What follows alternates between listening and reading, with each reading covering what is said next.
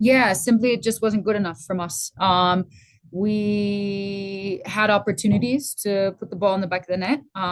So I definitely feel like as a group we had those, we created those, but overall it wasn't good enough from us as a group. Our jobs is to go back and look at the game, recap it, ensure that we take something from this game, and ensure that we continue. There's still 4 matches left. There's still massive opportunity, taking it game by game, and put these learnings to work. I guess the first thought coming away from this game was just how ridiculous Katie Lund was again tonight. The 1v1, Janine. Mhm.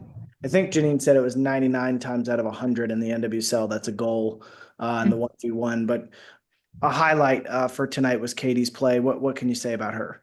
Yeah, absolutely. Yeah, I think she had some fantastic saves. I think she was good for us on the ball as well to help us relieve pressure, especially in our lowest build. And I think that, that 1v1 specifically with Tucker, she did a fantastic job. And yeah, just very pleased with the few saves that allowed us to stay in the match until that the goal by Tahada. But yeah, very pleased with her feet and her ability to keep us in the game for as long as she did.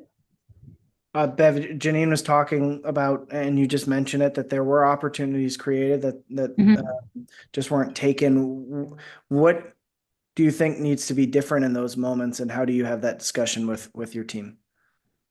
Yeah, I think it's just being ruthless in those moments. Obviously, when you have the opportunities in this league, and I think in any industry, when you have the opportunities, you have to take advantage of them. And for us, we needed to take advantage of them to put ourselves in a good position to get ourselves into the game, to get ourselves a little bit more reassurance and possession, to give ourselves that momentum and give ourselves the opportunity to get into the match in the way that we want to get into the match. And I think, goals change games, and I think if we had taken advantage of some of those opportunities, I think obviously from a momentum perspective, we feel like we could have been into the match a little bit more of our style into the match.